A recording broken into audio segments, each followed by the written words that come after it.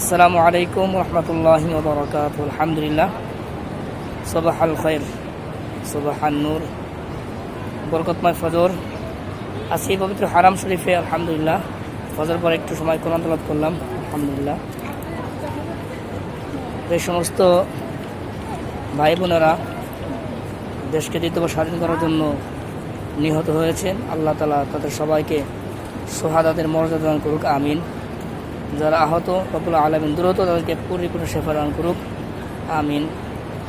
যারা আহত হয়েছেন, বিভিন্ন মেডিকেলে হাসপাতালে ভর্তি আছেন, তাদের পাশে আমরা প্রত্যেকেই এগিয়ে আসি, যথাযথ মানসম্মত চিকিৎসার ব্যবস্থা করি। এটা আমাদের দায়িত্ব, কর্তব্য। আর আল্লাহর কাছে দোয়া করি রব্বুল আলামিন যেন আমাদের প্রতি এমন একজন ন্যায়পরায়ণ রাষ্ট্রপ্রধান নির্বাচিত করে দেন, যার মাধ্যমে দেশটা নতুন করে আমরা সাজাবো কোরআন দিয়ে, ইনশাআল্লাহ তাআলা।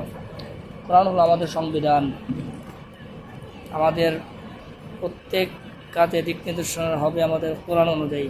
কোরআন যেটা আমাকে করতে বলবে আমরা সেটাই করবো, ইনশাআল্লাহ তাআলা। আরেকটি কথা বলি, যারা সত্য কথা বলতে, সত্যের পথে থাকতে ভয় পান, অন্যায়ের বিরুদ্ধে রুখে দাঁড়ানো ভয় পান, বুঝতে হবে আপনার ইমানে অনেক দুর্বলতা, ইমানের কমতি আছে। সদা সর্বদা সত্যের পথে চলতে হবে, অন্যায়ের বিরুদ্ধে লুকে দাঁড়াতে হবে। এটা হলো একজন খাঁটি মুমিনের আলামত। আর যারা সুবিধাবাদী সময় বুঝে কথা বলে, তারা কখনোই পরিপূর্ণ প্রকৃত মুমিন হতে পারে না। বুঝতে পারছেন? আমরা ছাত্র ভাইদের আন্দোলন সময় দেখতে পারলাম যে অনেক চাটকাররা, অনেক সুবিধাবাদীরা তারা চুপ ছিল, কিছুই কোনো কথা বলে নাই। তো তাদেরকে আমরা চিন্তা রাখবো ভালো করে, কারা মুনাফিক। যারা শ্রম দিয়েছেন, মেধা দিয়েছেন, সময় দিয়েছেন, রক্ত ঝরিয়েছেন, তাদেরকে আমরা কখনো ভুলবো না, ইনশাআল্লাহ তাআলা। রব্বুল আলামিন এই শরীয়তের হাত থেকে আমাদের সবাইকে আজীবন হেফাজত করুক, আমিন। প্রত্যেক জালেম জুলুম থেকে, মাজলুম থেকে হেফাজত করুক, আমিন। প্রবাস থেকে সবার জন্য শুভকামনা, দোয়া রইল।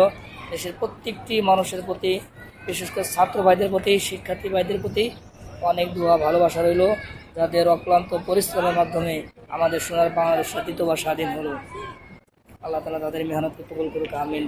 দিন দুনিয়ায় উভয় জাহানে কল্যাণ দান করুক, আমিন। আমরা প্রত্যেক সময় আমরা মুরব্বি মেনে চলবো। আমাদের আকাবের, আমাদের উস্তাদুল আসাদিস যারা আছেন, তারা আমাদেরকে দিক নির্দেশনা দেবেন, আমরা সেটাকে মেনে নেব, ইনশাআল্লাহ তাআলা। যথাযথ বড়দের মূল্যায়ন করার চেষ্টা করব। আল্লাহ তাআলা আমাদের সবাইকে কোরআন সুন্নাহ অনুযায়ী জীবনকে পরিচালনা করার তৌফিক দান করুক, আমিন। আসসালামু আলাইকুম ওয়া রাহমাতুল্লাহি ওয়া বারাকাতুহু।